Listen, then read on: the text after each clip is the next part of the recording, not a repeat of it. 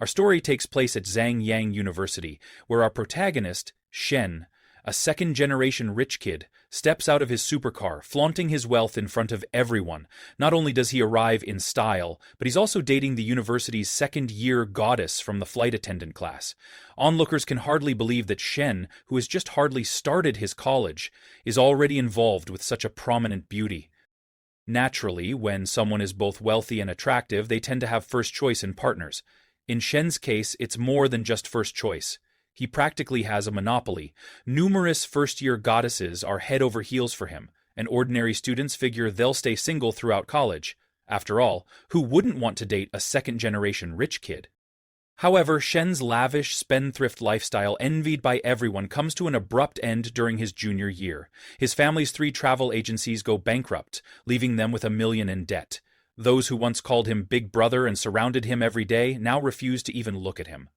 One by one, his old fair-weather friends disappear, shunning him as if he's plagued. His parents and sister are squeezed into a small rented apartment, and Shen, who used to show up to college in a luxury car, finds himself moving back into a dorm. With things as they are, the carefree life he once knew is gone. He's not even sure if he can afford a decent existence anymore. Then comes another blow. His girlfriend Zoe breaks up with him. She tells Shen not to contact her again and hopes he finds a more suitable partner. Shen is shocked. After 3 years together, she's ending things so abruptly. Zoe explains there was never any real love between them and that they were only together for convenience. She also warns him never to call her Ting again, wishing to cut all ties. With that, she gets into a friend's car, which has come to pick her up. Shen forces a smile and stops her, asking her to return the designer bags he bought for her, since she apparently won't need them anymore. Outraged, Zhou accuses him of being shameless. She points out that all he ever gave her were a few crappy bags, yet now he wants them back. Shen calmly responds that if she refuses to return them, they can't truly break up. Gritting her teeth, Zhou looks ready to explode, but her companion in the car urges her not to let it bother her. But not once. The older man beckons Ting to get in the car and then asks Shen if he needs a ride. Shen is infuriated that this man dares to call her Ting, a nickname she refused to let Shen use. He curtly declines the ride, saying his dorm is close by. The man advises Shen not to take the breakup too seriously and even offers to drive him home for his safety. Shen, suspecting they think he's a fool, insists he's fine. He tells the man that Zhou Wanting is a good woman and to take care of her in the future. After all, men should give women the best. Then, as a final jab, Shen reveals some of Wanting's private preferences. She loves Okamoto 1 condoms, prefers regular stockings over fancy ones because they're more comfortable, and especially enjoys nurse and police uniforms in bed. Enraged, the man quickly drives off. As Shen watches them leave, he wonders if Zoe made the right decision for herself, and hopes her choice leads her to a better life. Just as he contemplates how to rebuild his own, a mysterious system window appears before him. Confused and alarmed, he wonders if he's dying or hallucinating. The window explains that it's the perfect life system. If Shen spends money on female partners, he'll be reimbursed triple the amount. The system initiates a time-limited task, instructing him to spend money on a woman who's of suitable age, has an affinity level over 60, and to earn her admiration. If he succeeds, his expenditures will return to him multiplied by 3, and if her affinity rises by 3 points, his refund will double again. The only requirement is that the money must come from Shen's own savings or cash. Shen is stunned, unsure whether to believe this is real or just a prank. Before he can think further, his teacher, Li Xiao, calls out to him. She's heard about the breakup and tells him not to let it stress him. After all, it's just a breakup. She offers a comforting thought: if it's over, it's over. The next one will be better. Encouraging him that he can find someone far better than Zhou, she notices Shen seems distracted. Shen then realizes he can see numbers, like an affinity level floating above Professor Li's head, and it dawns on him that the perfect life system might actually be real. Managing an awkward smile, he tells Li Xiao that he's fine. Seeing his improved mood, she mentions the scholarship she had spoken about before and offers to help him, should he be interested. Shen tells Professor Li that a few thousand yuan is just a drop in the bucket compared to his family's massive debts, and it would be better to give the scholarship to someone who truly needs it. Professor Li nods and assures Shen that if he ever faces any issues in the future, whether it's about love or anything else, he can come to her any time. With that, she heads back to class. Meanwhile, Shen decides to test whether he can really earn a triple refund through the Perfect Life System's time-limited task by spending money on Professor Lee. He stops her before she leaves, thanks her for caring about him, and buys her a milk tea. Checking his phone afterward, he notices his original balance was 87 yuan. After spending 6 on the milk tea, he had 81 left. Suddenly, he receives 18 yuan in income, bringing his balance to 99 yuan. This confirms the refund is real. As long as Professor Lee's affinity remains above 60, Shen can keep spending on her and continually receive refunds. Excited by this opportunity, he starts thinking about how to use it to pay off his family's debts. If he plays his cards right, his family might end up even richer than before. However, he only has 99 yuan in actual capital, which isn't enough. Over the next few days, he scrapes together 8,000 yuan by selling gold bars, borrows another 20,000 yuan, secures a 21,585 yuan business loan, and still has his original 99 yuan, totaling 49,684 yuan. He decides to buy Professor Lee an expensive gift. Since she sees him as a poor student from a bankrupt family, he needs a plausible reason for her to accept it. He chooses a 39,800 yuan handbag from the latest spring collection, and plans to tell Professor Lee he got it from a knockoff deal, so it didn't cost much. Without wasting any time, Shen heads to Professor Lee's place. He worries that she might have a boyfriend, but he still knocks on her door. Professor Lee answers, surprised to see him, and asks what he's doing there. Shen notices she's in the middle of cooking and quickly apologizes for disturbing her at home. He explains that, for 3 years, she has taken care of him like any good teacher would, but only now does he realize how precious her support has been. As a small token of gratitude, he offers her the handbag. Professor Lee immediately recognizes it as something quite expensive and insists there's no need. After all, it's her job to support her students, and she treats all of them the same. Shen assures her it's just a cheap knockoff, costing only about 2,000 yuan, and reminds her of his own family's situation. He could never afford anything truly expensive. He emphasizes that it's just a small sign of his appreciation and asks her to accept it. Seeing how earnest he is, Professor Lee realizes that refusing the gift might hurt Shen's feelings, especially after his recent breakup. She finally accepts and tells Shen she'll return the favor on a holiday or his birthday. Suddenly, the stir-fry on the stove begins to burn. Professor Lee rushes back into the kitchen and invites Shen inside, asking him to stay for dinner. Shen jumps at this opportunity, but he politely inquires if her boyfriend would mind him staying over. He also needs to be near Professor Lee to maintain her affinity and earn more refunds from the system. Just then, Shen's phone shows a deposit of 119,400 yuan, his triple refund for the 39,800 yuan bag. Subtracting the cost, he's made nearly 80,000 yuan profit. Although Shen has spent that much money before, earning it on his own feels entirely different. Lost in thought, he's startled when Professor Lee returns to tell him to sit down for dinner. He composes himself and casually asks if her boyfriend will be joining them. Surprised, Professor Lee replies that she doesn't have a boyfriend at all. At that moment, she struggles to remove her kitchen apron. Shen offers to help, but Professor Lee politely insists it's unnecessary.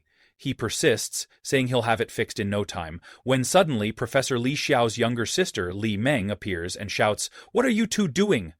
Startled, Shen jumps back and hurriedly explains they weren't doing anything improper. Professor Li smiles and asks her sister why she's home so late, before introducing Shen to Li Meng as one of her students. Shen awkwardly greets Li Meng, but she coldly replies that she's not in the mood to chat. Realizing the sudden tension, Shen quickly turns to Professor Lee and claims he already ate before coming over, so he's heading back to campus. Professor Lee, confused, reminds him he was just about to sit down for dinner a moment ago. However, Li Meng cuts in, warning her sister that this boy is up to no good. Professor Lee dismisses her sister's worry, insisting that Shen is simply her student, and invites her to sit down for dinner instead. As Shen leaves, he wonders who he should spend money on next to continue earning his system refunds. His teacher is strictly a student-teacher relationship. She's nothing like Zhou Wanning, who was only after money. While pondering this, Shen bumps into his roommate, Lao Huang, who looks upset. Shen asks him what's wrong, and Lao Huang reveals that his goddess, Feng Minwei, one of the prettiest sophomores in the International Trade Department, went to see a movie with Li Zhanpeng. Shen remembers that Lao Huang's affection for Feng Minwei has always been one-sided. They've never spoken or had any real relationship. Seeing Shen's expression, Lao Huang accuses him of making fun of him, but Shen assures him he's not.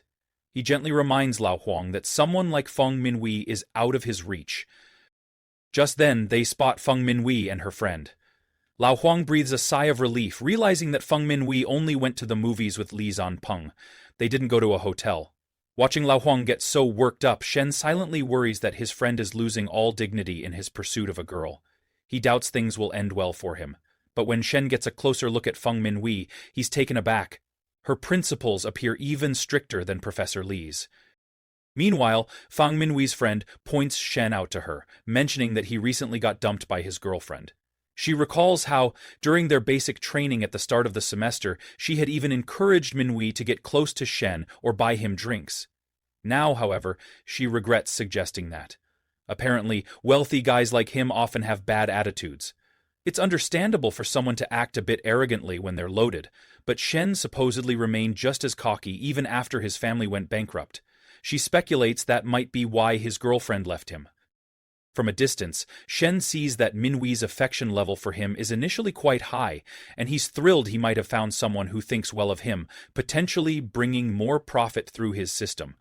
Suddenly, though, her affection plummets when her friend fills her in on the rumors. Shen realizes he can't just stand by. He needs to act quickly.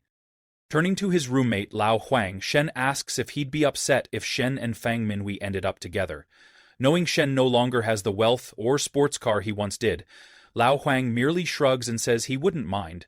As long as Minwei isn't with Li Zanpeng, it doesn't matter who she dates.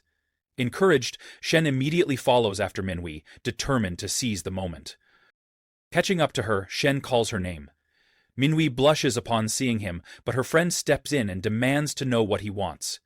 Shen calmly asks if Minwei is free tomorrow. He has booked a table at Sing Sushi and would like her to join him.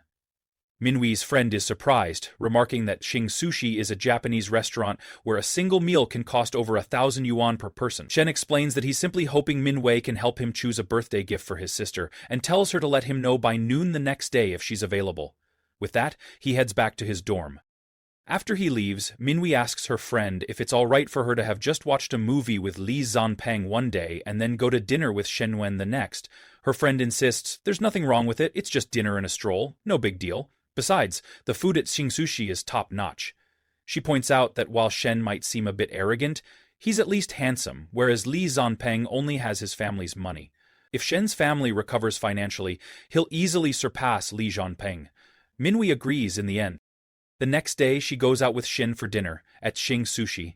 Over the meal, Minwei gently brings up his family's current financial troubles, saying he doesn't need to spend so much. Shin tells her not to worry. Splurging occasionally for good food is worth it. Minwei then asks why he invited her to dinner out of the blue. Is it really just for help picking out a birthday gift? Or is there another reason? Nervous, Shen assures her it isn't a big deal. He's wanted to treat her to dinner for a while, but never found the right moment. Initially satisfied, Minwei's affection level mysteriously starts to drop again. Sensing that, Shen quickly changes the subject. He reminds her how, during basic training, she often brought him drinks and they used to chat on WeChat late into the night, and how he misses those carefree days. Recalling that time, Minhui's fondness for him rises rapidly. 40 minutes later, dinner ends, and Shen pays the 2,774 yen bill. To his relief, Minhui's affection level increases significantly once again. Minhui can't believe that her monthly budget is only 3,000 yuan, yet this one meal has already cost almost a month's worth of her expenses. She recalls how, when she went to the movies with Li Zunpeng, he insisted on eating first at the school cafeteria and saving an actual restaurant visit for next time. Despite his family's wealth, he's so stingy. Just then, Shen receives a system notification. He has triggered a time-limited task. He must spend money on a person of the opposite sex with an affinity level above 60 and win their admiration. If he successfully completes the task, he will be refunded 3 times the amount he spends. Furthermore, for every 3 increase in that person's affinity, the total refund will be doubled. Shen notices Min Hui's affinity level steadily rising, and the thought of earning a quick 10,000 yuan from a single meal excites him. Meanwhile, Minhui feels increasingly happy. The more she looks at Shen, the more she likes him, even if it's partly due to his money. She grabs Shen's hand and urges him to go to the mall to pick out a gift for his sister. A short while later, they arrive at a shopping mall. Shen spots Zhou Wanting and her new boyfriend. Zhou sees him as well, shocked that he's already out with someone else so soon after their breakup. Her new boyfriend grows irritated. How dare a supposedly poor student like Shen spend money in a place like this, when he himself has had to buy so many bags for Zhou just to win her over? And here Shen is, broke and in debt, yet still attracting women. Seeing Zhou again, Shen initially thinks about avoiding her, but Zhou's boyfriend seizes the chance to ridicule him. He suggests they all go inside, pointing out that window shopping costs nothing. Unfazed, Shen explains he's there to buy a gift for his sister, nothing more. Zhou's boyfriend laughs, telling him to try the wholesale market instead. This mall is surely out of his price range. Zhou then approaches Manhwa, warning her not to be fooled by Shen, who, according to her, is no longer a rich heir, but just a poor student. Shen intervenes, stating that he has never deceived anyone, and that Zhou should stop talking nonsense. Zhou's boyfriend steps forward and tells Shen not to speak to her that way, reminding him that everyone knows Shen's family has gone bankrupt, so there's no need to pretend he's still rich. Shen, disgusted, silently notes that these two really do deserve each other. Suddenly, Shen receives another time-limited task from the system. He must spend money on a person of the opposite sex with an affinity level over 60 and cause other people's negative emotions to rise. For every 5-point increase in others' negative emotions directly caused by him, the system will double the amount refunded for his spending on that opposite sex individual. This new task can be combined with the original refund task. Shen can't believe his luck. He'd been prepared to leave them some dignity, but since they insist on provoking him, and now that the system has issued this quest, why not oblige? He grabs Manhwa's hand and heads inside the store. A sales associate with black hair tells her colleague to attend to Shen Yan, explaining that he used to be a regular customer.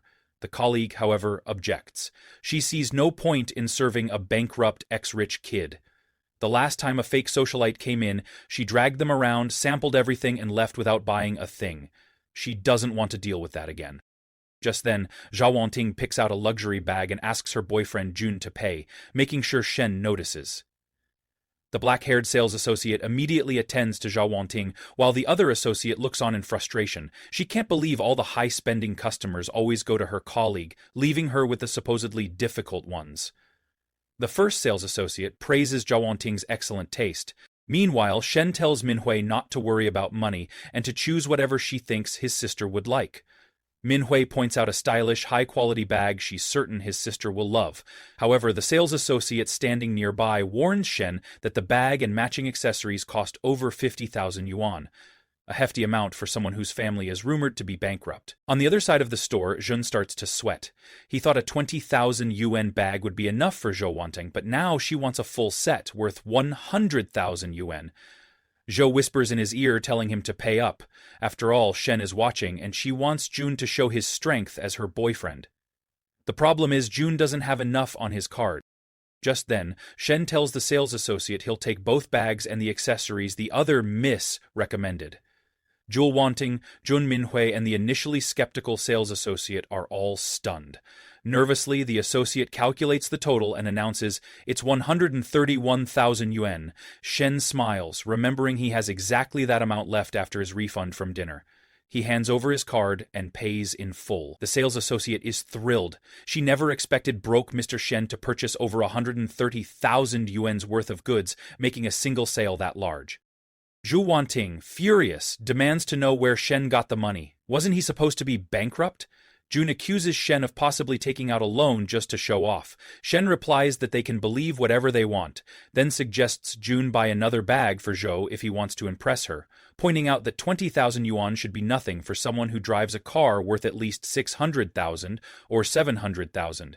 Zhu Zhaowan, glaring at Jun, urges him to show that arrogant brat who's boss. But Jun, who secretly bought his luxury car on a loan, uses an important call as an excuse and slips away. Infuriated, Zhu Wan gives Shen a parting glare and warns him to take care of himself. By this point, Shen's system indicates that the negative emotion levels he needed to trigger for the task have reached the target. Arguing further would be pointless. He's already met the requirement. Shen then offers one of the luxury bags to Manhwa, who initially refuses, protesting that it's too expensive. Shen insists it's nothing, just a small apology for all the nasty remarks she had to endure. Reluctantly, Minhui accepts. She's confused about whether the gifts weren't supposed to be for Shen's sister. Shen casually excuses himself, saying he doubts his sister would like these particular styles, and besides, she'd scold him for splurging and then tell their parents. He confesses he actually intended these bags for Minhui from the start. Minhui blushes, worried that accepting so much will make her look like a gold digger. Shen tells her not to overthink it. This is only the beginning, and they have plenty of time ahead. Finally, Minhui agrees to accept everything. At that moment, the system sends Shen a congratulatory notification for completing the limited time task. It shows he generated 15 points of negative emotion, tripling the amount spent, and combined with the triple refund for spending on a woman with an affinity above 60, the total refund has increased sixfold. He receives 786,000 yuan in his bank account. Shen takes Minhui's hand, thinking, Minhui is now my golden goose. I need to take good care of her and keep her affection level from dropping. He then suggests they head back to school as it's getting late. Although he wants to spend more time with her, he knows it's best to let things progress naturally. Later, in the boys' dormitory, Shen runs into Li Zanpeng boasting to his friends about Fong Minhui. His friends urge Li Zanpeng to celebrate and treat them to dinner. Li Zanpeng agrees, deciding to invite the entire class and throw a huge party, mostly to make Shen jealous. Shen couldn't care less. He simply heads back to his room. Once there, one of his friends tells him more about Li Zanpeng's bragging. Apparently, after Li Zanpeng took the flower of their course to the movies, he now wants everyone at school to know. Shen responds by saying not to worry. He believes Minhui won't go with Li Zanpeng again. His friend scoffs, pointing out that Minhui did go to the movies with Li Zanpeng the previous night, and who knows what else might have happened. Plus, she didn't agree to meet Li Zanpeng today, which might mean she's still considering him. Shen remains unfazed, confident that Minhui won't choose Li Zanpeng. Right now, Shen has more than enough money anyway, so he decides to pay a visit to his home. The next day at Shen Yuan's house, Shen's uncle Yao De drops by to meet with Shen's parents. Shen's father asks his uncle to wait a moment as they talk. It turns out Uncle Yao De is here to demand repayment of the money he lent to Shen's family. He claims he needs it urgently in the coming days to cover his own expenses. Shen's mother becomes furious, reminding him that when he didn't have money to start his car wash, they lent him 300,000 yuan without pressuring him for repayment. Yet now, because the family recently borrowed 200,000 yuan from him during their crisis, he keeps hounding them for the money. Shen's father tries to calm his wife, suggesting that perhaps his brother genuinely has difficulties of his own. However, Shen's mother retorts that she spoke to Uncle Yode's wife, who said they had no urgent expenses.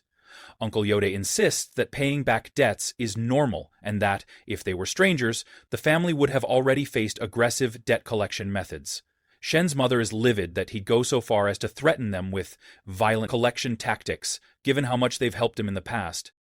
Seeing the argument escalate, Shen's father tells his wife to bring out her gold jewelry, sell it, and use the proceeds to pay off the family's debts. Shen, witnessing this scene, suddenly receives a system notification, a time-limited task to pay off family or personal debts. If he completes this task, the amount he pays off will be doubled as a refund. Moreover, the first time he pays 200,000 yuan, he'll receive a special reward of 1 million yuan, specifically for a luxury car purchase. Shen is both surprised and relieved. This task couldn't have come at a better time. Even if the system hadn't prompted him, he already planned to help reduce his family's financial burden that day. Meanwhile, Shen's mother gathers all the jewelry Shen's father ever gave her. No matter how hard times got, she never sold them before. Although they're only worth a few thousand yuan, they're priceless to her. As she looks through the pieces carefully, she notices 2 gold rings missing. She and her husband wonder if the rings got lost during the move. Outside the room, Shen overhears their conversation and feels embarrassed. It was he who took and sold those 2 gold rings in his first year of college because he didn't have enough money to buy Zhou wanting a bag at the time. Back then, I was such a jerk, he thinks. He steps inside and tells his parents that he has the money they need. His mother and father don't believe him, insisting he shouldn't joke around. They remind him of how bad their situation is, urging him instead to just top up his campus cafeteria card with whatever pocket money he might have. But Shen insists he's serious. To prove it, he transfers a sum into his father's bank account. Shocked to see 200,000 yuan arrive, his parents demand to know where the money came from. Shen can't tell them about the system, so he makes up a story. He used to have a decent allowance, invested it in cryptocurrency with a friend, never touched it, and it recently went up tenfold. His parents are thrilled. With this amount, they can pay off Uncle Yao's debt and ease some pressure. They give the money to Uncle Yao, and Shen's mother angrily tells him to leave, adding that it'd be better if their families didn't stay in close contact anymore. Uncle Yao, surprised at how quickly they managed to repay him, wonders if Shen's family might be on the verge of prospering again. But with how he behaved today, he realizes they may never get along with him in the future. After completing the system's time-limited task, Shen immediately gets his reward, 400,000 yuan plus 1 million yuan specifically for a car, for a total of 2,186,356 yuan in his bank account. He smiles, thinking that even if he excludes the 1 million yuan set aside for a new car, his net worth has exceeded 1 million yuan, all while helping his parents through a tough time. Still, he knows his family's debts are nowhere near resolved. Even if he handed over every yuan he currently has, it wouldn't be enough. The best plan is to use his capital to make more money. For now, he only gives 200,000 yuan to his father. When Shen asks if they urgently need more, his mother says the other debts aren't pressing. His father does request 50,000 yuan, and Shen obliges, recalling with some irony that he used to ask his dad for money in a similar manner. On his way back to school, Shen unexpectedly runs into Professor Li. He asks why she's off campus, and she explains there are no classes that afternoon, so she went out for fresh air. Shen seizes the moment and invites her to dinner, hoping to earn more system income, but notices she isn't alone. Her younger sister, Li Meng, is with her. Li Meng gives Shen a cold, angry stare, which unnerves him. Realizing she seems like his nemesis, Shen quickly excuses himself, claiming he has urgent business on campus. Li Meng remarks to her sister that the guy clearly has ulterior motives, but Professor Li brushes it off, saying even if he did, she wouldn't accept them. As Shen heads back, he's drenched in sweat. He recalls how comfortable it used to be driving around in an air-conditioned car with Zhou Wanting. Then he remembers the system allocated him a special 1 million yuan car fund. Not using it would be disrespectful to the great system, he thinks, and immediately calls Manhwa, asking if she'll join him to check out some cars. She agrees, telling him she's free that afternoon. Her friend teases her about car shopping together already, wondering if they'll end up spending the night together. Manhwa blushes, insisting they aren't even an official couple yet. Her friend laughs it off, saying it doesn't matter. Manhwa is lucky to have found a handsome, wealthy guy, and it's only a matter of time before they're officially dating. Embarrassed, Manhwa tells her friend to quit joking around. 1 hour later, at a high-end car dealership, Shen and Manhwa arrive to look at cars. A salesman approaches and asks which model interests them. The salesman immediately recognizes Manhwa as a former junior schoolmate. Manhwa also remembers him, Qin Yang, the older student who pursued her in high school.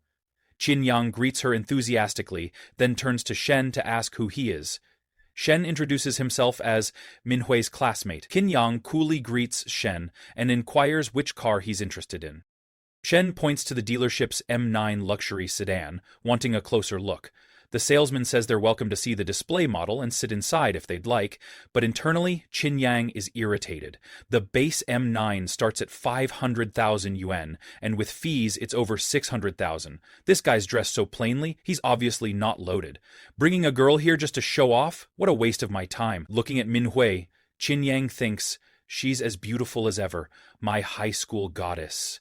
But now, I'm different. I'm an elite salesman here, making over 10,000 yuan a month, and I drive a 200,000 yuan Accord.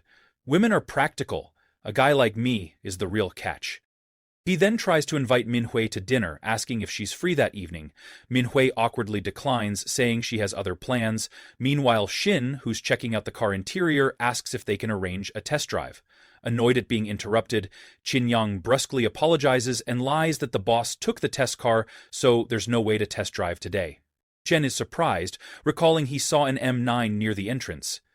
If Qin Yang can't arrange it, Shen tells him to send someone else who can. He steps out of the car and complains to the receptionist, requesting a different salesperson. A beautiful woman named Chen Na walks over and politely asks how she can help. One of Qin Yang's colleagues asks him about the boy he referred to, Chen Na. Qin Yang, furious, says he doesn't want to waste his time on a mere student. Someone not even dressed in expensive clothes, who claims he wants to buy an M9 and test drive it. Isn't that absurd, he scoffs. His colleague warns that if the student truly intends to purchase the car, Qin Yang might regret brushing him off, but Qin Yang just smirks, insisting there's no chance. He's seen plenty of show-offs before, a poor guy bringing a gorgeous girl just to look important. Elsewhere, Chen Na arranges a test drive for Shen. She explains the car's features and performance in detail, but Shen isn't really listening. He's too busy admiring her looks and figure. She seems even more stunning than Manhwa.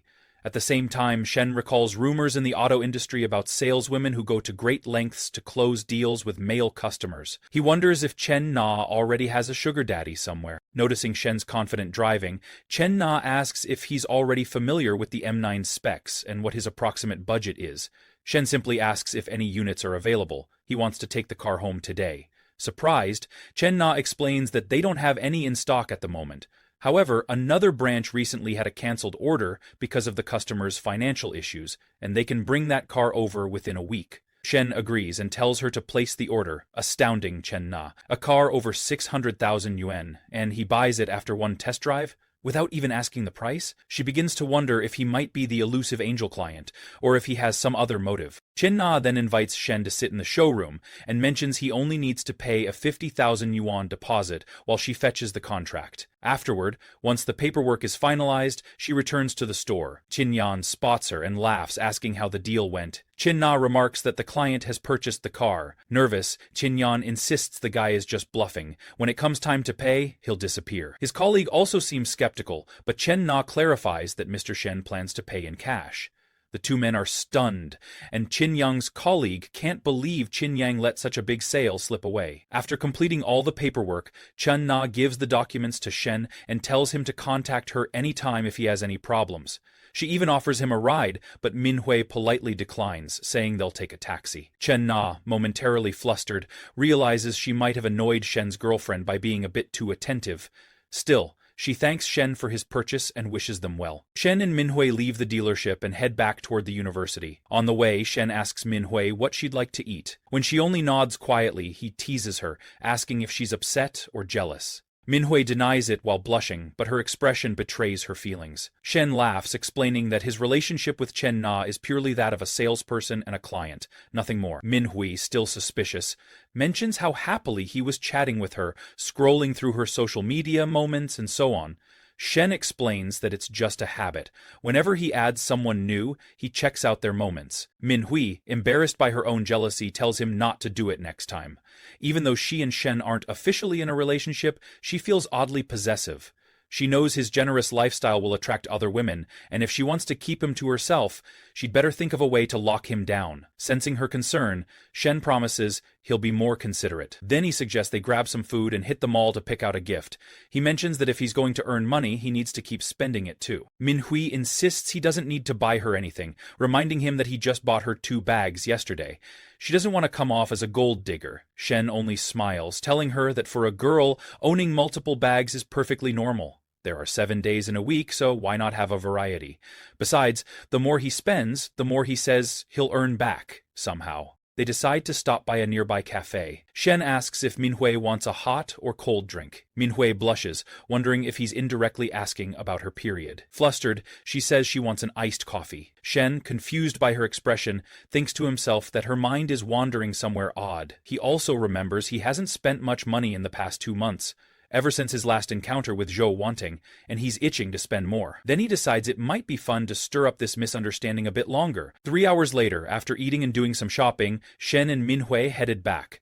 Manhwa was overwhelmed by how generous Shen was. In just 2 days, he had spent nearly 140,000 yuan on her. 80,000 yuan of that just today. Meanwhile, Shen received a system notification confirming a deposit of 252,000 yuan at 11:39 a.m. on May 12, bringing his current balance to 2,254,256 yuan. Excited by how quickly he was reimbursed, he remarked that the system's double refund feature was no joke. He had just given his father 50,000 yuan and paid 50,000 yuan for the car deposit, and all of it came back instantly. Although the 2.17 million yuan in his account would eventually be used for the car's remaining balance, even subtracting the nearly 600,000 yuan still left him with more than 1.6 million yuan to spend. He glanced at Minhui and suggested, "How about not going back to your dorm tonight?" Minhui smiled and agreed. Half an hour later, they checked in at the Grand Magnate Hotel. While Shen showered, Minhui felt embarrassed about how she would explain her absence to her roommate Ling Ling. She debated whether to be honest. Should she say she was with Shen Yuan? A moment later, Shen emerged from the shower and asked if she was ready. Feeling guilty, Minhui sent Ling Ling a message, telling her she wouldn't be returning to the dorm that night. If anyone asked, she'd say she went to visit relatives. After that, Shen made a move on Minhui, and before long they were intimately involved. Half an hour later, Minhui thought, "This isn't as scary as Ling Ling warned." Shen was also surprised by how readily Minhui responded. He felt great, but also exhausted, realizing he hadn't exercised in 2 months and was out of shape. Minhui, however, was still in a passionate mood and wanted to go again. Nervous, Shen tried to stall, saying he needed more rest, but Minhui wouldn't take no for an answer. Early the next morning, Shen slipped back into his dorm. The first thing he did was pay off all his loans from various apps. To his surprise, the system also refunded those debt payments. Between loan apps and credit cards, he owed a total of 52,000 yuan. Then there was the 100,000 yuan he owed to Liu Huang. When Shen's family had gone bankrupt, most of his so-called friends disappeared, but without hesitation, Liu Huang had offered him financial help in his time of need. Just then, Shen's roommate asked where he had been the previous night, and mentioned that he should check the class group chat. Apparently, Li Zanpeng was inviting all the classmates to a dinner that evening. The class monitor was helping him organize it to show off the new car Li Zanpeng had bought. Shen's roommate noted that if they went, they'd have to endure Li Zanpeng's bragging. If they didn't, they'd forfeit their 200 yuan class fee. Shen replied that he had no interest in going, calling Li Zanpeng a show-off. Suddenly, the system prompted a time-limited task. The initial task would time-limited task exclusively for investments, which must be used up within 1 week. Reward, all income from any commercial activity will be doubled. Shen smiled, thinking a business task had come at the perfect time. He had been wondering what to do with the money in his account, and he needed a legitimate source of income to prove to his parents he was doing well. He figured he might invest in Li Yuehong's bar, which was under renovation, and have some fun in the process. So he messaged Li Yuehong, asked for the location, and confirmed he would join them that night. Later, in the private Dragon Lounge at the Nanjing restaurant, several of Shen's old friends waited with Li Wuyong. Lin Guangyao asked who else they were expecting, and another man in a black suit and glasses, ex-Baiza, remarked that all the important bros had already arrived. Zhao Jing chimed in, agreeing that important people never arrive late. Smiling, Liu Yuehong told them not to be impatient and pointed to the fruit and snacks on the table, reminding them to help themselves while they waited for Shen Yuan. Lin Guangyao frowned, mentioning Shen's family bankruptcy and questioning why they had invited him, since he was no longer in their circle. With a dismissive wave, Li Yuehong told Lin Guangyao to mind his own business, reminding him that he was footing the bill tonight. No one else had a right to complain. Besides, he said, Shen Yuan is my lifelong friend, it's different. Hearing that, Lin Guangyao backed down and quietly turned his attention to the tray of refreshments. Then Lin Guangyao turned to his cousin Xie Haiji and asked, "Didn't you say your girlfriend was coming tonight? Why isn't she here yet?" Xie Haiji replied, "She's stuck in traffic. She'll be here in about 10 minutes. Lin Guangyao fumed inwardly. He thought to himself, my cousin's family has always relied on ours. If it weren't for me, they wouldn't even have the right to be here. But somehow my cousin ended up with this amazing girlfriend, especially with that tight skirt and white blouse. She's the kind of office temptation no man can resist. They're not even married, so there might still be a chance for me." Just then, Shen arrived, apologizing to everyone for keeping them waiting. Li Yuehong asked why it had taken him so long, and Shen explained that the taxi driver had gotten stuck in heavy traffic and taken a detour through the most jammed areas. Hearing this, Li Yuehong told Shen he should file a complaint. Lin Guangyao then commented sarcastically about Shen's arriving by taxi, pointing out how everyone else showed up in their own luxury cars, while he supposedly had a personal driver. He smirked, mocking Shen's choice of transportation. At that moment, Xie Haiji's girlfriend walked in, and to Shen's surprise, it was none other than Chen Na, the sales rep Shen had met when purchasing his car. She also apologized for being late because of the traffic. Standing up, Xie Haiji introduced her to the group as a sales rep at the Yao Yao dealership, adding that anyone interested in buying a car should contact her. Inwardly, he was quite proud, thinking his girlfriend was also prettier. Chen Na recognized Shen as the customer who had just purchased a car the day before, but since Shen didn't greet her, she pretended it was their first time meeting. 40 minutes later, once everyone had settled in, Li Yuhang announced that he wanted to upgrade the bar he was setting up. Since they were all good friends, he wondered if anyone would be interested in investing with him to grow the business. The estimated cost was 2.4 million yuan, and he was willing to give up 30% of the shares in exchange for about 700,000 yuan in investment. He asked if anyone was interested. Silence filled the room. No one seemed eager to invest, especially since they weren't sure of getting their money back. Lin Guangyao silently thought that the Li family earned tens of millions a year. Why would Li Yuhang need others to invest just 700,000 yuan, unless his father had cut him off after some failed ventures? Meanwhile, Xie Haiji knew that coming up with 700,000 yuan would take him at least 2 years of saving, and a third friend had only shown up for the free meal, not for investments. Feeling disappointed, Li Yuhang spoke up. Why is everyone suddenly so quiet? We've all had dinner together. At least tell me if you're not interested.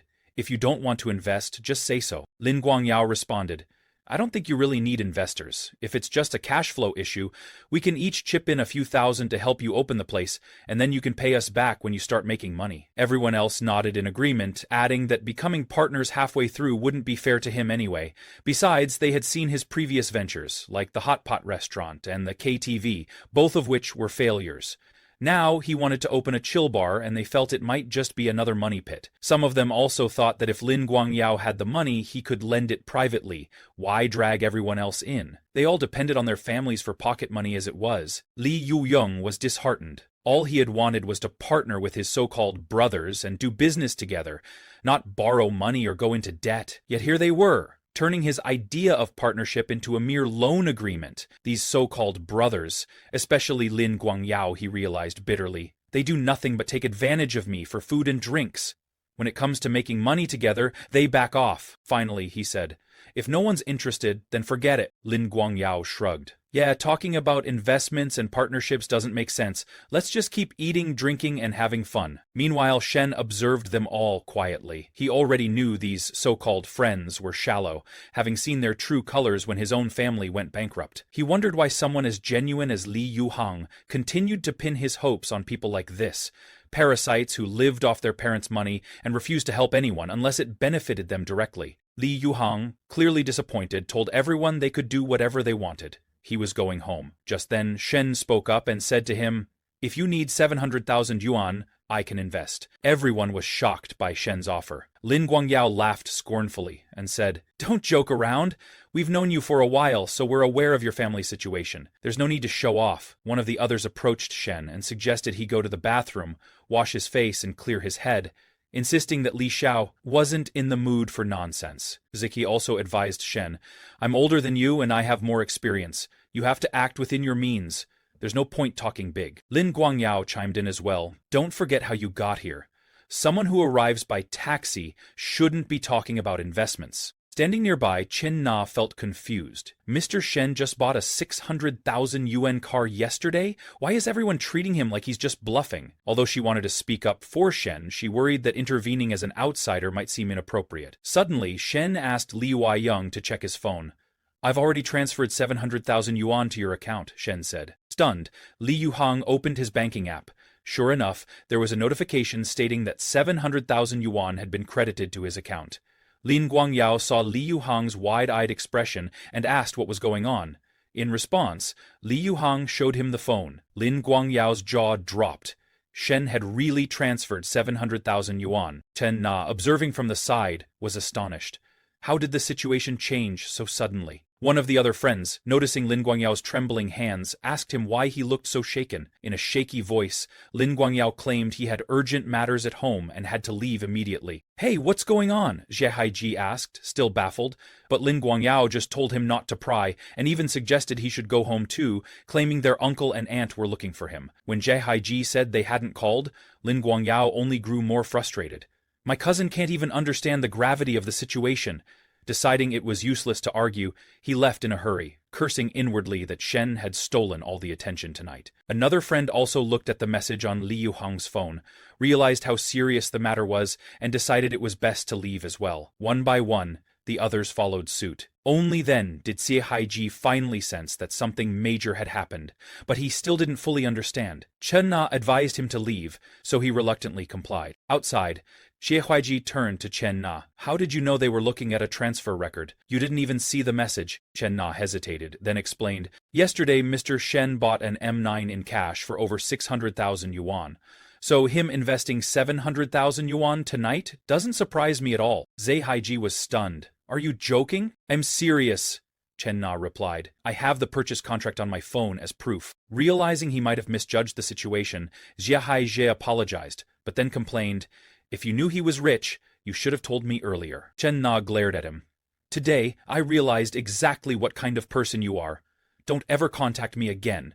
With that, she stormed off. Meanwhile, back at the table in the bar, Li Yuyang turned to Shen. If I'd known you were this wealthy, I wouldn't have set up this meeting. It was a total waste of time with those guys. Shen shook his head. No, it was necessary. Now you can see which of them are trustworthy. For casual fun, they might be fine, but you can't rely on them for serious matters. Afterward, Shin asked about the bar concept. Even though I'm only a minority shareholder, I want to help with the planning, he said. Grateful, Liu Hong spent the next 30 minutes going over decor ideas and operational plans. Surprised by how thoughtful Shen's suggestions were, he said, You really didn't waste your time in college. You've got an interesting business vision. Shen grinned. That's just my commercial talent. But we both have classes and can't be here all the time, so we'll need a competent manager to handle day-to-day operations. An hour later, Shen received a message from Chen Na, who informed him that the car he had reserved was about to arrive at the dealership. He could come on Friday to pay the balance and pick it up. Shen told her not to worry and asked if she was free the following night. He said he had a few specific questions about the car that he wanted to discuss in person. Chen Na wondered what Mr. Shen was up to. Why does he want to meet about car details so urgently? Meanwhile, Shen was contemplating how he could maximize his system's benefits. He currently only had Minhui as his money tree, and the refunds weren't unlimited. If he spent money on other beautiful women, he could potentially receive more refunds. Chen Na was beautiful, with an incredible figure. Why not see if he could invest in her and get a system refund as well? The next day, Chen Na went to the location Shen had given her and waited. But Shen still hadn't arrived. Suddenly, an older man with a somewhat foolish expression approached her. It was her branch manager, Mr. Zeng, who had a reputation for flirting with her whenever he had the chance. Spotting her alone in her dealership uniform, he decided this was the perfect opportunity. He told his colleagues to go find somewhere else to eat. He had other things to do. The men knew exactly what he meant. One asked the other if he thought Chen Na would entertain Mr. Zeng's advances, but the second man shrugged, saying she didn't seem like that kind of person. The first insisted, what kind of girl comes here alone? Maybe she set this up on purpose for him to find her? Nearby, unseen, stood Xie Haiji, who overheard their conversation. Meanwhile, Mr. Zeng approached Chen Na and asked if she was there by herself. Mind if I join you, he said. Chen Na apologized. I'm waiting for a friend, Mr. Zeng. Smirking, Mr. Zeng muttered to himself, she's still playing hard to get, and said aloud, it doesn't matter if you're waiting for a friend. As your superior, I can join you. Let's eat together. Chen Na, furious, politely declined Mr. Zeng's offer and told him to keep a proper distance. She reminded him that he already had a family and shouldn't be doing things like this. Mr. Zeng, undeterred, said that if she was worried about his wife, he would divorce her for Chen Na's sake. Meanwhile, in another part of the mall, Xie Haiji was angrily wandering around, fuming over Chen Na's rejection. How could she choose another man over me, he thought. I earn between 400,000 and 500,000 yuan a year, and I drive a car worth over 300,000. I'm not inferior to anyone. Then he spotted Chen Na sitting with Mr. Zeng. Shocked, he thought, I can't believe I lost to that fat old pig. Approaching them, he shouted at Chen Na, accusing her of having an affair behind his back. Chen Na, confused, told him he was misunderstanding the situation. Mr. Zeng was equally puzzled, wondering who this crazy man was. But before anyone could explain, the furious Xie Haiji threw a punch at Mr. Zeng's face. Outraged, Mr. Zeng grabbed Xi by the collar and hit him back. The two brawled wildly, entertaining onlookers in the mall. Just then, Shen arrived and saw Xi Haiji fighting with Mr. Zeng.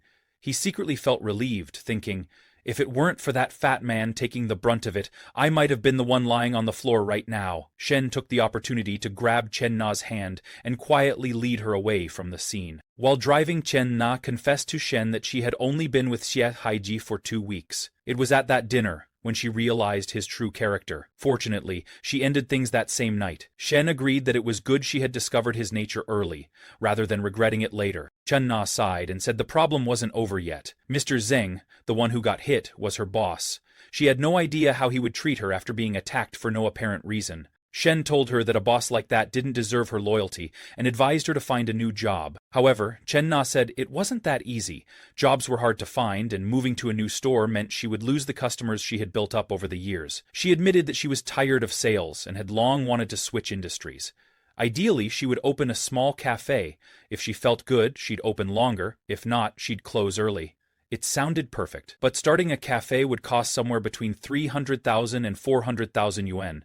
And she had no idea when she could save that much. Hearing this, Shen told her that if she really wanted to open a cafe, she shouldn't worry about the money. He was willing to invest. Besides the 700,000 I'd put into Li Yuhang's bar, he thought, I've just gotten 300,000 yuan in exclusive investment funds. Chen Na still wasn't sure if he was serious, so she joked that if he really planned on funding the cafe, she'd quit her job immediately and work for him. Shen, wearing a serious expression, told her to resign tomorrow. He promised to invest 300,000 yuan to open a cafe, and she would manage it for him. Shocked, Chen Na wondered if she had heard him correctly, while Shen felt a surge of excitement at the prospect of cultivating a new money tree. Chen Na was shocked. She asked Shen if he was being serious or just joking with her.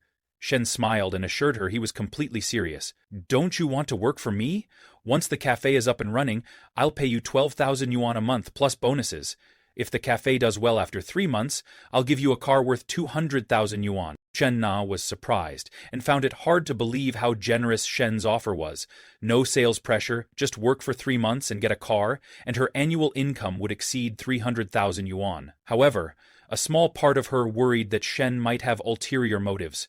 Perhaps he wanted to keep her around for personal reasons. She told him it wasn't worth going to such lengths just for her. As tempting as his offer sounded, she didn't want to become a caged canary, and certainly not someone's third wheel. Shen smiled and told her not to overthink it. He explained that he planned to open a chain of cafes, and this first one was simply a pilot project. Their relationship, he emphasized, would be strictly that of boss and employee. Nothing more. Chen Na blushed and asked Shen to give her some time to consider. Just then, Shen received a message from Manhwa asking if he was free tonight and suggesting they go out for a cold drink. Shen, slightly surprised by Manhwa's boundless energy, texted back that he would come. He then turned to Chen Na, telling her he had something else to do and would be leaving. He asked her to think it over carefully and let him know once she made up her mind. Later, in room 808 at the Grand Magnate Hotel, Shen walked in to find Manhwa grabbing him from behind, declaring how much she had missed him. Suddenly, she noticed another woman's scent on him. Shen looked around, realizing it could be from riding in Chen Na's car and picking up her perfume. Manhwa pushed him away, demanding to know why he was meeting other women behind her back. Shen pulled her into a hug, insisting there was a misunderstanding, that she was the only one he truly cared for. He explained that the lingering perfume might have come from female sales staff at the car dealership where he'd been handling some paperwork earlier. Those saleswomen wore lots of perfume to attract customers. Manhwa accepted his explanation, but told him that if he ever went out with another woman again, he should let her know first, and that he should also keep his distance from any overly friendly salesgirls. Shen nodded in agreement, though inwardly he knew he couldn't completely stick to one money tree. His system required tasks involved spending money on various women to earn refunds, making it impossible to focus on just one person. With the misunderstanding cleared up, Manhwa told Shen she was going to take a shower and asked him to wait. However, Shen grabbed her from behind and tossed her onto the bed, telling her she didn't need to clean up first. He liked her just the way she was. They kissed and began their exercise. 2 hours later, Manhwa still wasn't satisfied and wanted to continue, but Shen felt exhausted. He told her to wait while he took a shower, complaining that he was sweaty and uncomfortable. One thing Shen realized was that Manhwa had far more energy than Zhou Wanting. While Manhwa seemed happy and energetic, he was completely wiped out. Still, this kind of exercise boosted Minhui's affinity for him significantly. Last time, her affinity went up to 86 in just one night, and this time, after 2 rounds, it hit 90. When Minhui's affinity level reached 90, Shen received a system notification that he had completed an affinity task and was rewarded with a 1 million yuan lottery ticket and a new skill called Ruthless X Power. Shen was surprised, but also elated. With a 1 million yuan lottery ticket, he could explain his sudden windfall more easily and use it to pay off his family's debts. He was even more excited about the skill. With Ruthless X Power, he believed he could completely dominate Minhui in the future. From now on, she would no longer control him, she would be under his control. As Shen activated the skill, he felt a powerful surge of energy coursing through him, his manhood solidified again, and a wave of renewed strength spread throughout his body. The rewards for reaching an affinity level of 90 with the opposite sex are amazing, he thought to himself. It seemed the system provided benefits tailored to his needs. He also realized how difficult it was to reach a level of 90 affinity. Li Zhao had surpassed 60, but matching Minhui's level would be a long journey. As for Chen Na, with her long legs and black stockings, she was also over 60, but he would have to take things one step at a time. He wasn't sure when he'd next see another woman reach 90 affinity, or what new rewards he might earn.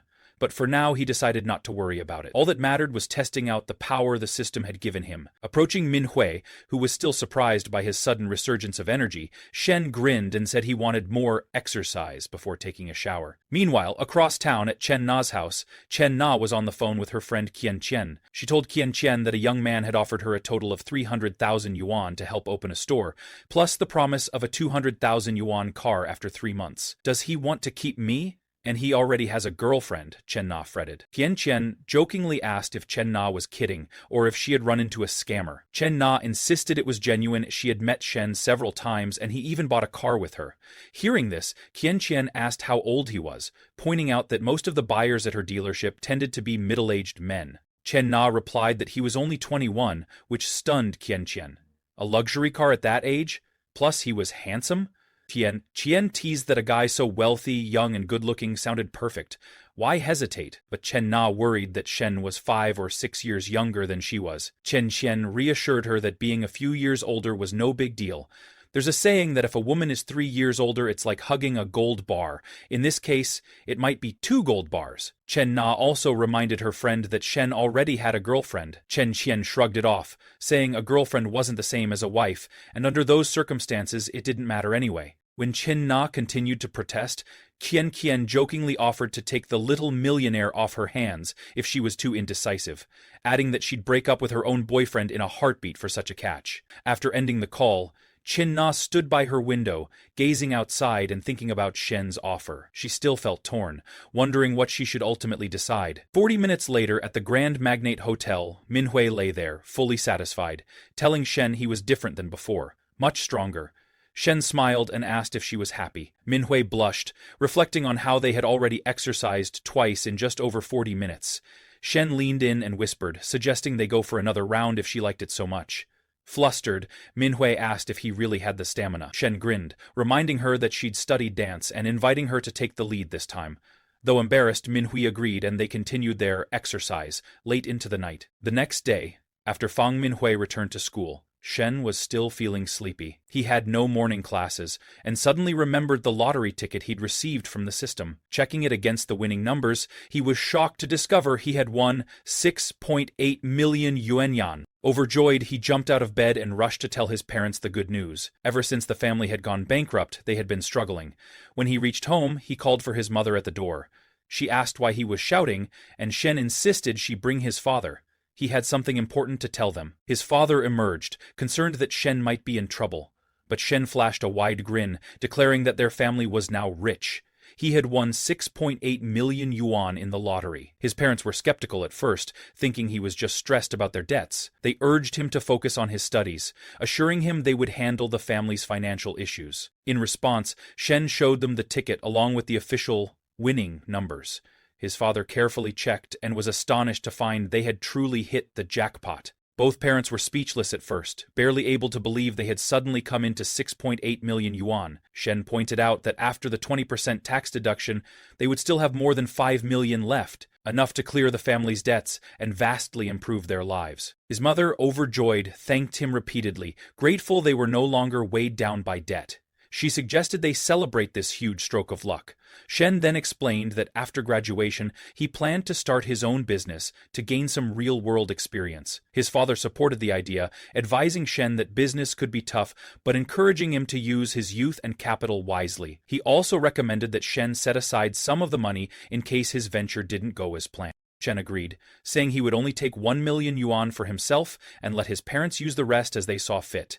They happily agreed, promising to support him no matter what he decided to do. At Chen Na's workplace, her boss, Mr. Zheng, summoned her to his office, demanding an explanation about the recent incident at the mall. Chen Na explained she had broken up with that man long ago and had nothing to do with him anymore. If he was injured, he should confront the culprit himself. Mr. Zheng refused to accept this, insisting that if it weren't for her, the man wouldn't have attacked him. In truth, he wanted to use the incident as leverage to gain some hold over her. However, Chen Na stayed firm, pointing out she had warned him she had a date that day, yet he insisted on sitting with her regardless. Mr. Zheng only smiled and called her stubborn. He accused her of abandoning her post the previous afternoon and leaving customers unattended, then announced he was suspending her customer service duties for the month. He told her to reflect on her mistake. Outraged, Chen Na retorted that she had asked for permission to leave, but Mr. Zheng merely laughed and reminded her that he was the general manager and thus had the authority to do as he pleased. Realizing she would lose her commissions and be left with only a base salary of 1,200 yuan, not nearly enough to cover her rent, Chen Na's anger boiled over. She told Mr. Zheng his position had gone to his head and that she would quit if she must. Concerned, Mr. Zheng stood up, urging her to reconsider. Yet she declared there was nothing more to think about. She was done with this useless job. Half an hour later, she texted Shen, telling him she had quit and asking if his offer from the previous day still stood. Shen congratulated her on escaping that hell and stepping toward a brighter future, adding that she should start scouting a few locations. If she found one suitable, they would move forward together. Meanwhile, Shen went to see Professor Li, who was busy moving her office belongings. Having too much to carry alone, she asked Shen for help. She had planned to ask the class monitor, but he was on leave. Shen gladly offered assistance, pointing to a heavy filing cabinet and asking if it also needed to be moved. Professor Li nodded, explaining that while she could manage the books and supplies by herself, the desk and cabinet were too heavy. She told him to remove the books from the top first, to keep them from falling. As she stretched to reach the items, her hand couldn't quite grasp them. Shen moved in close to help, and Professor Li suddenly realized how near he was standing to her. Embarrassed, her thoughts drifted back to their previous interactions. This time felt even more intimate. Could Shen Yuan really be developing feelings for her? Professor Li blushed, her face red with embarrassment. In a nervous voice, she asked Shen if he was already done. Shen nodded and took the files from the cabinet. Just then, other students arrived to help Professor Li, but they noticed Shen there, and also saw how red Professor Li Zhao's face was. Shen stepped forward and told them, "Hurry up and move the stuff. Take that filing cabinet to the office next door." Meanwhile, Professor Li felt relieved that the students had arrived just a few seconds late. If they'd come earlier, it would have been really embarrassing for her, but she realized Shen Yuan was getting bolder by the minute. What happened at home was already too much. Now he was doing ridiculous things in the office. And yet, somehow, she felt a little excited about it. She quickly dismissed those thoughts, reminding herself that she was a teacher and Shen was her student.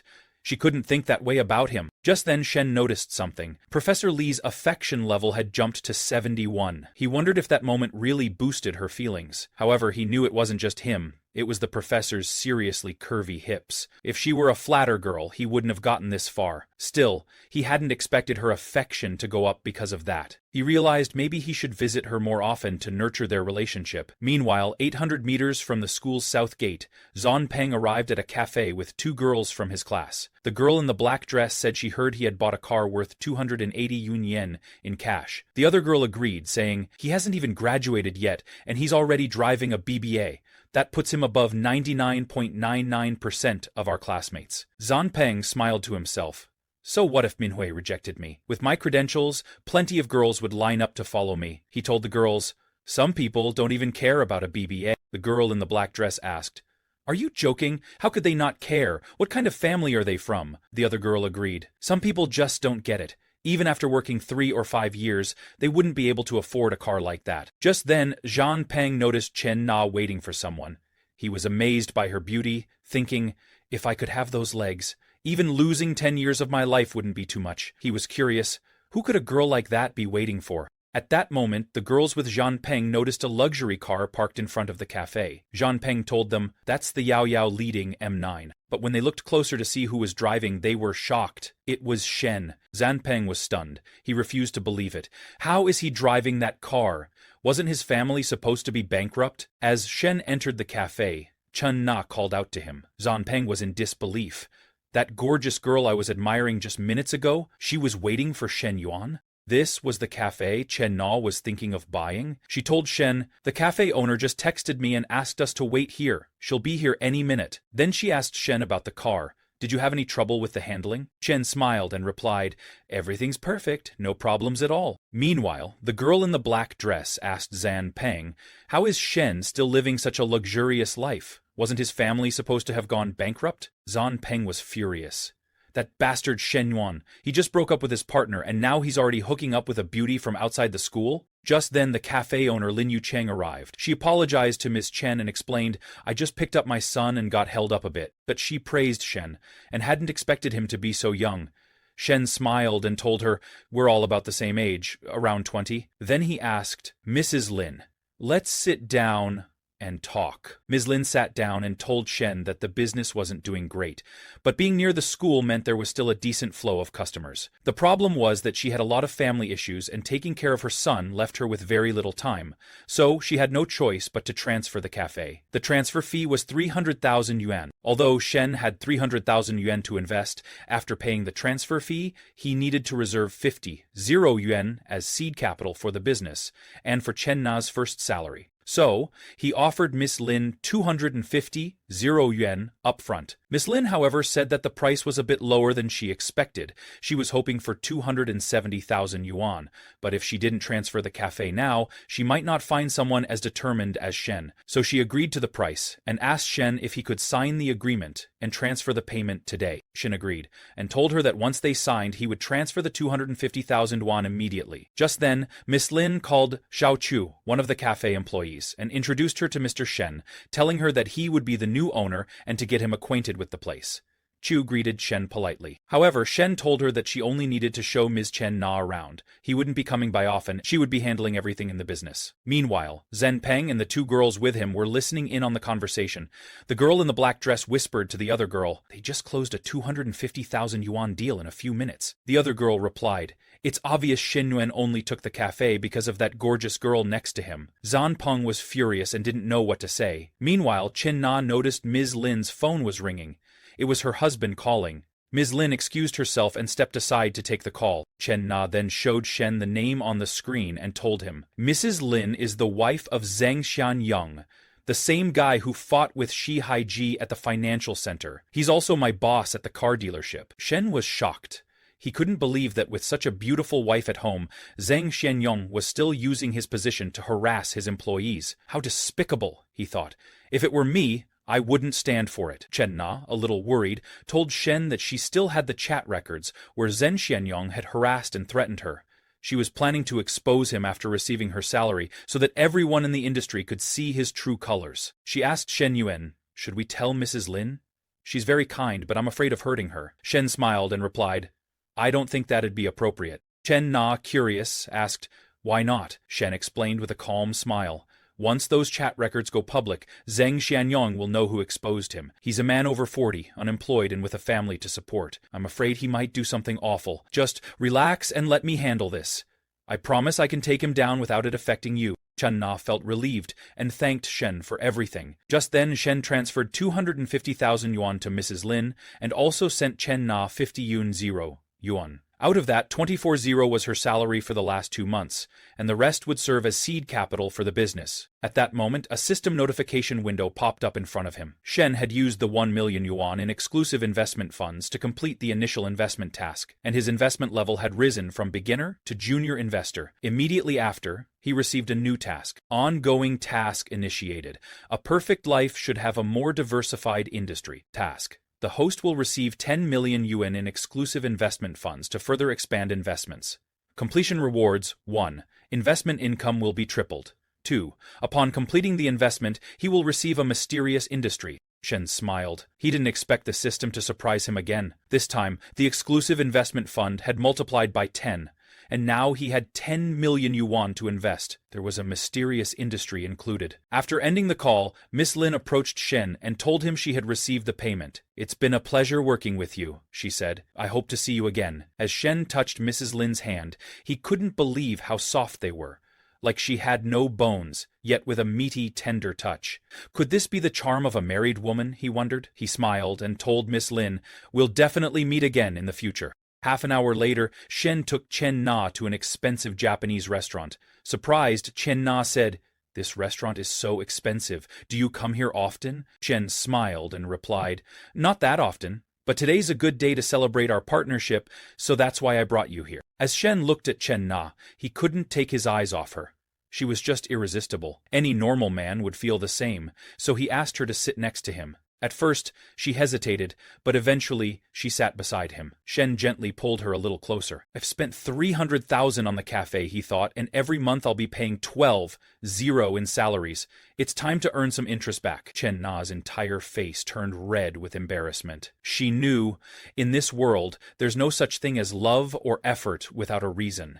She wondered, does he really think the cafe can make money? Even Lin Yuchang said just breaking even would be an achievement. Chen slowly reached over and touched her butt. Embarrassed, Chen Na said, "Stop, the waiter's coming in." But Shen whispered, "Don't worry, they're not that fast here," and continued. 10 minutes later, just as things were getting heated, the waiter finally arrived and told Shen that the dishes were ready. Shen Na quickly pushed Shen away and adjusted her clothes. Shen also composed himself and told the waiter to serve the food. As the dishes were served, Shen leaned toward Chen Na and asked her to try the house specialty. Chen Na looked at Shen and realized he was actually quite handsome. But his only flaw is that he's a bit of a rascal, she thought. Even with such a beautiful girl beside him, he still acts like this in public. It's a shame he's drifting on his own now. No point dwelling on that. 40 minutes later, after dinner, the total bill came to 2,652 yuan. Shen scanned the QR code and paid. Even though the meal cost him 2,652 yuan, the system refunded him triple, earning him 5,304 yuan. Making money is just that easy, he thought. One meal equals the commission from selling a car. For the rich, spending 2 is like spending 20 for me. After dinner, Chen Na told Shen she wanted to return to the cafe to talk with Xiaoqiao and understand the situation better. She was starting work tomorrow and wanted to get familiar with things as soon as possible. However, Shen told her, it's already 8:30 and Xiaoqiao leaves at 9. If you go now, you might disturb her and earn her resentment. It's better to go home, get some rest, and come tomorrow. Chen Na's face turned bright red, and she agreed with Shen's suggestion. She also apologized for bothering him again and asked if he could take her home. 10 minutes later, they reached Chen Na's house. She got out of the car and thanked Shen for all his hard work today. "Tomorrow after work, I'll hand you the report," she said, before saying goodbye. However, Shen's mood was different. He looked at her and said, "I'm a bit thirsty. Mind if I come upstairs for some water?" Embarrassed, Chenhua responded, I don't think that's very appropriate. Isn't it too soon? What happened at the restaurant was already my limit." Shen teased her and asked, "Is there another man at your place?" Chen Na, startled, quickly responded, "It's not what you think. I already broke up with Xia Haiji." Shen smiled and said, "Then no problem. I'll just have some water. What's so inappropriate about that?" Chen Na looked at him suspiciously and asked, "Are you really just going to have water and leave?" Shen confidently replied, "Of course, but if you want me to stay over, I can." Chen Na stared at him with a cute expression on her face, then eventually let Shen into her home. However, as soon as they entered, Shen suddenly grabbed her from behind. Embarrassed, Chen Na said, "Didn't you say you were only going to have water?" Shen nodded. "But the water I want isn't the kind you were thinking of." He pulled her closer and started kissing her. At that moment, downstairs, Xie Haiji came to Chen Na's place to apologize. He believed Chen Na had probably quit her job because of him. First he thought, I have to earn her forgiveness, even if it's just to be friends again, and then I'll work hard to win her back. However, when he arrived, he noticed that the light in Chen Na's apartment was off. She must not be home, he thought, deciding to leave flowers at her door. Roses mean I'll love you forever. This feeling won't change. She's smart. She'll surely know they're from me. But as he reached the front of her door, he suddenly heard strange sounds coming from inside. Xie Haiji instantly recognized the voice. That's Na's voice. His expression twisted. She said she had nothing to do with Mr. Zheng, but in reality, they're already together? He angrily banged on the door, shouting Mr. Zheng's name and demanding he come out. But it wasn't Mr. Zheng. It was Shen. who heard Xie Haiji's voice and couldn't believe it. That idiot already broke up with her. Why is he getting involved again? What's his problem? Chen Na also heard something outside. Someone's knocking on the door, she said nervously. But Shen calmly told her, "You're mistaken. It's probably someone knocking on the next door apartment. Don't worry." He lifted her into his arms and carried her to the bed. Embarrassed, Chen Na whispered, "Be gentle." Outside, Xie Haiji collapsed to the ground in tears, right in front of Chen Na's door. He realized she had been completely taken by someone else.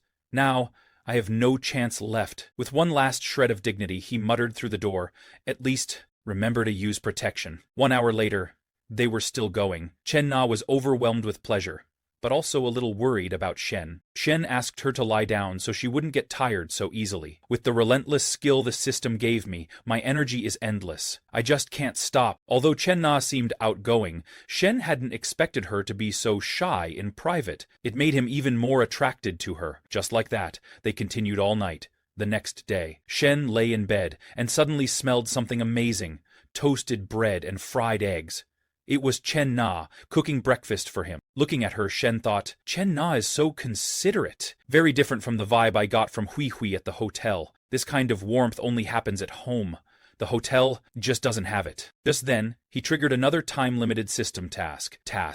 Buy a property of at least 100 square meters for Chen Na within 24 hours. Reward 1. The amount of the purchased property will be doubled. Reward 2. After the purchase, the host will receive a mysterious property. Shen was excited. He couldn't believe the system had materialized a passing thought he had. With the system's generosity, this property won't be something modest. Maybe the mysterious property is a huge mansion, perfect for pool parties. Looks like in the future, I should meet more quality women. The more I do, the higher my chances of getting surprises like this. Just then, Chen Na noticed Shen was awake. "You're up already," she said. "Breakfast will be ready in 2 minutes." Shen was excited just thinking about what reward he might get if Chen Na's affection level reached 90. He smiled at her and teasingly asked, "Is there only breakfast today?" as he grabbed her from behind.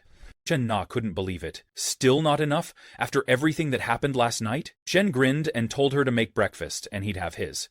He then said, "If you don't have anything to do this morning, why don't you go pick out a house? I'll gift it to you." Chen Na was surprised.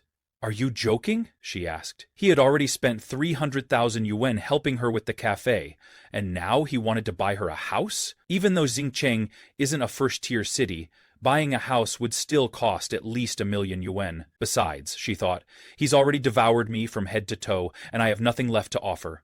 What is he after? Was it because I made him happy last night? Shen kissed her cheek and asked, "Say something, or do you not want it?" Chen Na replied shyly, It's all too sudden, and it's way too valuable. Money doesn't grow on trees." But for Shen, it practically did. He had over 3.5 million yuan on his card specifically for buying a house, and if he spent it all, the system would refund him 5 times the amount. His savings would instantly exceed 17 million yuan. Shen gently comforted her and said, "Don't worry about saving money for me. And there's nothing wrong with buying a house for my woman." Then he told Chen Na to pick one that's at least 120 square meters. "I don't want to treat you poorly," he added. He wiped her tears and said, "We made so much noise last night, and the insulation here is terrible. The neighbors on both sides probably heard everything. We can't keep renting this place." Chen Na blushed and muttered, "It's all your fault." Shen apologized and admitted his mistake, but also chuckled and said, "Still, you were really loud." Just then Chen Na remembered something and said, "Oh, Shen, I have 2 friends who wanted to visit the cafe today. I told them to come by at 10:30 a.m. Can you come with me? We can check out the house afterward, too." Shen replied, "Buying a house isn't like buying vegetables. We need time to choose the right one and take care of the paperwork. An afternoon might not be enough. We should reserve more time." Chen Na realized the seriousness of the situation and agreed. "I'll tell my friends we can meet some other time." She quickly texted her friend Qian Qian and said she had something urgent to handle and couldn't make it to the cafe, but asked if they could meet tonight instead. However, Qianqian replied, saying she and Menglu were already almost at the cafe. In the car, Qianqian turned to Lu Menglu, who was driving, and said, "Nana said something urgent came up, and she can't come." Lu Menglu, Chen Na's friend and a well-known personal trainer, frowned and asked what happened. Qianqian sighed. "I don't know, maybe the cafe thing didn't work out, or maybe Nana was exaggerating. Honestly, what kind of man is so easy to fool? How could he spend 300,000 yuan on her like that?" But Liu Menglu shook her head. "Chen Na isn't the type to show off. I don't think she would lie. Then she asked Qian to message her and find out what's going on. It's been years since I met a young, handsome, rich man, and I never thought Chen Na would land one first. No matter what, she thought, I have to meet him. I need to make some connections, Dad. Qian nodded and texted Chen Na again. To their shock, Chen Na replied that Shen was taking her to buy a house. Liu Menglu was stunned. A house. It's not like buying handbags or makeup. It's a house. Even a small 40-square-meter apartment would cost between 500,000 and 600 yuan. Add that to the cafe investment, and now this man, someone she met less than half a month ago, was willing to spend between 800 yuan on her. She realized that no matter what, she absolutely had to meet this guy. Even if Nana was with him, a man like that surely didn't have just one woman. Who knew how many more he had out there? As for attracting men, she believed she had more advantages than Chen Na. So she asked Qian to message Chen Na and find out which real estate development they were going to. She suggested they help her evaluate the property. Honestly, they had nothing else to do today, and it was better for several people to help choose rather than her doing it alone. She even apologized to Chen Na in the message, saying, "This time it's better if the benefits go to your own sisters, rather than some random woman out there." Qian agreed and messaged Chen Na to ask about the location. 40 minutes later, both of them arrived at the Songhu Tiandi sales center. Liu Menglu was stunned. It was Songhu Tiandi. The smallest units in this development cost over 1 million yuan. Gifting a house worth that much just to keep a mistress, she thought? When will I ever have that kind of wealth? As Liu Menglu marveled at Songhu Tiandi, Qian spotted Chen Na and waved at her. Excited, she asked, Na, who's that handsome guy next to you? Introduce us." Chen Na smiled and said, "This is Shen Yuan." Then she introduced her friends. "This is Liu Menglu, a personal trainer, and this is Ho Qian, a Ferrari salesperson." Liu Menglu saw Shen approaching and admired his perfect figure. She suggested, "If you have time, you should come train at my gym." But in her mind she was thinking, I never expected Nana's sponsor to look like he's only 25. Rich, young and handsome. It's downright envy-inducing. Shen smiled and teased her. "At your gym, I'm afraid I wouldn't be able to concentrate." Seeing that Chen Na didn't oppose the flirting, Liu Menglu began to suspect that Shen and Na weren't really a couple. She also noticed the slight swelling in Na's knees, and realized the battle last night must have been intense. Maybe she pleased her sponsor a lot, she calculated, which is why he brought her to buy a house. Qin Shen also greeted Shen and told him, "If you're thinking of changing cars, you should come check out the Ferraris in our showroom." Shen nodded and replied, "If I decide to change my car, I'll contact you." What really got Shen excited, though, was their affection levels. In less than 5 minutes of meeting, both women were already interested in him. He began to wonder if they were really Chen Na's good friends. But for Shen, this wasn't a bad thing. It actually benefited him. The more women with affection levels over 60, the more money trees he'd have. After the introductions, they all headed inside to look for a suitable house for Chen Na. Inside, many onlookers admired Shen, buying a house and bringing 3 beauties with him. Just then, one of the sales representatives approached Shen and said, "We currently have available units in buildings 3 and 9 with an average price of around 15,000 yuan per square meter. Would you like to see the model room first?" However, Shen replied, "There's no need," and told her that his budget is 3 million yuan. He asked her to recommend units and floors that fit within that range. The salesperson politely apologized and invited him to the negotiation room for a more professional consultation. Liu Menglu was stunned. What kind of tycoon is this Shen Yuan, spending 3 million so casually? This kind of sponsor is definitely someone worth clinging to, no doubt about it. In the negotiation room, the sales agent did some quick calculations and told Shen, "With your budget, I recommend a 165 square meter unit, facing south with a beautiful scenic view. After discounts, the price comes to 284. Seeing the price, Chen Na whispered and called Shen over, telling him, "That's too expensive." Shen smiled and said, "Don't skimp on expenses. A big house is more comfortable to live in." Hearing this, both Liu Menglu and Qian couldn't believe what they were witnessing. The woman wants to save money for him, but he insists on giving her the best?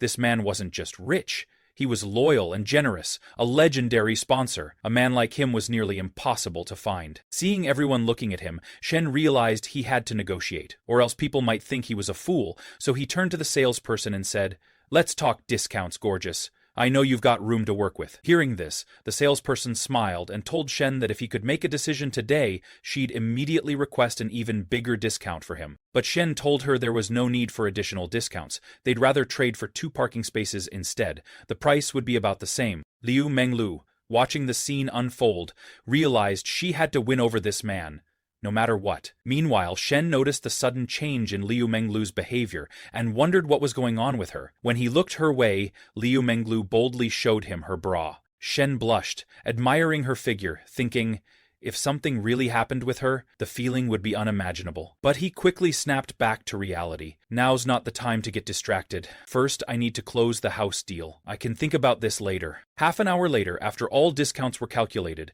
the total price of the house came to 2.98 million yuan. The salesperson handed Shen the contract and asked him to sign. Both Liu Menglu and Qian Qian were shocked. They couldn't believe Shen had just helped Chen Na buy a 3 million yuan house, and most importantly, he only put Chen Na's name on the contract. When will I ever get that kind of luck? They both thought. As soon as the contract was signed, Shen immediately received 14,900,000 yuan in his bank account. Shen was thrilled. His account balance had just crossed 15 million yuan. Even in his father's best days, they had never seen this kind of wealth at home. The system is incredible, he thought. If it weren't for Chen Na triggering the mission, I wouldn't have become a multimillionaire overnight.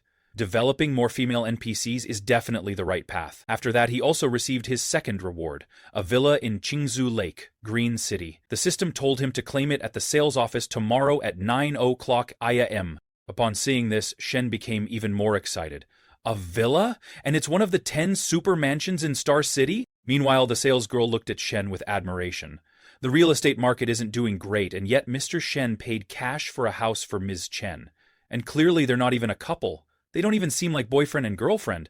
I'd love to have a client like him. She told Shen, the contract is signed. I'll contact Ms. Shen to handle the remaining procedures. Then she asked, should we exchange WeChat contacts? That way, if you have any purchasing needs in the future, you can reach me anytime. Shen agreed and gave her his WeChat. Liu Menglu, visibly jealous, thought, where did this vixen come from? How dare she try to mess with my target? She quickly stood up and said to Shen, I've also been thinking about buying a small apartment lately. When I do, I'll definitely need your advice. With your experience, she added, and if you ever need training, you can count on me. Shen nodded and shared his WeChat account with her, too. Then he turned to Chen Na and said, I've got other things to take care of this afternoon, so I won't be joining you. I also don't want to get in your way. Liu Menglu, however, couldn't believe he was leaving already, not even staying for a meal. With all she had to offer, she was disappointed, but she also knew this wasn't the right time. There would be more opportunities in the future. Then Chen Na asked Menglu and Qian Qian to find a place to eat first, and afterward she could show them her coffee shop. Qian Qian excitedly told Chen Na, today is a happy day. You're throwing us a party for getting a house worth 3 million yuan. Menglu agreed, though her facial expression showed that her thoughts were still on Shen. Half an hour later, back in the school cafeteria, Shen was getting himself something to eat when he noticed Professor Li sitting alone, lost in thought. Just then, she received a phone call from Secretary Lu, asking her if she had prepared the materials and if the report would be ready by tomorrow. Professor Li told Secretary Lu not to worry. It would be ready. She had already looked into it. Right now, the University of Science and Technology, the Agricultural University, and even the business school all had this kind of startup base. Then Secretary Lu asked if she was free tomorrow night, but she refused and apologized, saying she truly had something else planned. After the call ended, Shen walked over and asked her what was wrong. Professor Li told him that the school was planning to establish a startup base for college students, and she was part of the working group. That's what the call had been about. Shen, curious, asked her to tell him more about the startup base. Professor Li explained that the school planned to support students with entrepreneurial ideas by offering funding, space, and guidance. But currently they were facing challenges due to a lack of funding and needed to partner with outside companies. Shen then asked what conditions the school could offer these companies in exchange for investment. Professor Li admitted that the school didn't have much to offer, just talent. The idea was to sign contracts with companies, promising to send them high-quality graduates each year. Hearing this, Shen replied, the school doesn't really have an advantage there. Our graduates' quality doesn't compare to those from elite universities. There's nothing exciting enough to attract investment. Professor Li nodded. She understood that if companies didn't see any benefit, they naturally wouldn't invest. What frustrated her most, however, was that Secretary Lu was pressuring her to attend drinking sessions with company directors. hoping she could persuade them to invest in the project. Seeing how worried she looked, Shen realized something was off. Even though he had 10 million yuan in exclusive investment funds and was willing to invest, he also had to consider profitability. For the project to be sustainable, the student success rate needed to reach 33%. But at their school, it might not even hit 20%. Just then, Shen was about to speak, but before he could say anything, Professor Li asked if he was interested, thinking Shen Yan might want to start a business. Shen nodded and replied, "A little, but not exactly. I'm actually thinking of sponsoring this project." Professor Li smiled and said, "It's good to have that idea, but since the project hasn't launched yet, it may be difficult." Just as Shen was thinking it through, the system suddenly triggered a mission. Mission: earn prestige points by investing in university projects. Reward: for every 500 prestige points accumulated, the host gets one draw, with a chance to gain attribute points or special skills. A pop-up explained. Prestige points represent the host's reputation within the university. They reflect admiration, recognition, and respect from students and faculty. These points are only valid within the university system. Shen was surprised. He couldn't believe this could trigger a mission too. Well, after all, the exclusive investment funds were given by the system. If he didn't have to worry about profitability and could earn prestige points instead, then this startup-based project was perfect. It would also help Professor Li solve her urgent problem. Absolutely, he was the investor. He got to decide who to invest in and how much. Wouldn't it be awesome to invest in the shops of older and younger female classmates, rack up prestige points, and at the same time boost their affection? He could make so much money his hands would hurt from counting it. So he asked the professor, if someone or a company is willing to invest, who evaluates which students get the funding? The investor or the school? Better to clear that up now. He didn't want to invest his own money, only for the school to interfere later. Professor Li told him that, in theory, the school was supposed to evaluate the students. But since they currently couldn't find any investors, there was plenty of room for negotiation. However, she frowned and asked Shen, "Why are you asking all of this all of a sudden?" Shen smiled and said, "Because I want to invest, but I have one condition. I must be the one to evaluate which students receive the funding." Professor Li didn't believe him at all. "Shen, this isn't the time to joke," she said. "Didn't your family go bankrupt recently? You even applied for financial aid." Shen didn't bother trying to convince her with words. He simply pulled out his phone, opened his bank app, and showed her his balance. "Take a close look," he said. "See how many zeros I've got." There was no need to be discreet anymore. In fact, he needed to show off more if he wanted to earn more prestige points. Professor Li looked closely and couldn't believe it. Shen's account was loaded with 15 million yuan. She asked in disbelief, "How did you earn so much money? Didn't your family go bankrupt?" Shen explained. "Back when my family business was still doing okay, I also started investing in cryptocurrency and foreign exchange markets. I earned this money myself." Professor Li was still in shock. She couldn't believe one of her students was a multimillionaire. Shen stepped closer to her and said, "Come away with me. In the future, we'll travel the world and I'll make sure you live in luxury." Professor Li blushed, flustered by the bold statement. "Don't be silly," she muttered. Then she asked Shen, "Are you really sure you want to invest in this project? As far as I know, college startup bases seldom turn a profit. You should think carefully. This isn't a small amount of money." But Shen told her, "I understand that. But it doesn't matter. I mainly want to contribute to my alma mater's development." Seeing how serious Shen was, Professor Li started to wonder, is he doing all this for me? But she quickly dismissed those thoughts. "He's my student. I can't think of him like that." She stood up and told Shen, "I'll talk to Secretary Liu about it later. You take your time eating. We'll talk more soon." Before she left, Shen reminded her with a grin, "Think about my proposal too." A moment later, Chen Na sent Shen a few photos of herself with a cup of coffee and told him she made it herself. She invited him to come try it when he had time. For Shen, though, the coffee wasn't what caught his attention. It was the outfit she was wearing. That's what's really tempting. So he headed toward the coffee shop to meet her. Meanwhile, one of Shen Yan's classmates, Kong Xiaoyi from Group 2 of International Trade, was out shopping with two other classmates. One of them said, "Shen Yan's no longer the rich kid. He's broke now. Why do you still think about him every day? He probably has to work part-time just to pay his tuition." But the short-haired girl with the pink skullcap turned to Yu Ping, the one who had been speaking, and replied, "I'm the one dating Huang Haibao, not you." "Shen Yuan's roommate?" Yu Ping scoffed and told her friends, "Don't even bring him up. I've already turned him down multiple times, but he keeps chasing after me. Still," she added with a smirk, "when he treats me to a meal, I'll invite you both along. Let's see how he reacts," she continued, half laughing. "But hey, if I go out with Huang Haibao, at least I get a free meal. If you hang around Shen Yan, you'll only end up losing money. So, Xiao Yi, you really need to think carefully. Just then, the short-haired girl in the pink skirt noticed Shen approaching and quickly nudged Yu Ping. Lower your voice. Look, Shen Yun's coming. Yu Ping mockingly remarked, Oh look, is he heading to his part-time job? It's just past 3, exactly when restaurants start prepping for the dinner rush. The girl in the pink skirt laughed and said, Let's ask him where he's working. Maybe we'll stop by and support him. Xiao Yi tried to stop them, whispering, Isn't that a bit inappropriate? We're all classmates. No need to mock him like that. But Yu Ping didn't listen. She walked up to Shen and said with fake concern, Hey, we haven't seen you around lately. Been busy with a part-time job? She added with a smirk. Which place is it? We could come by and show our support. Shen smiled to himself. What kind of question is that? A part-time job?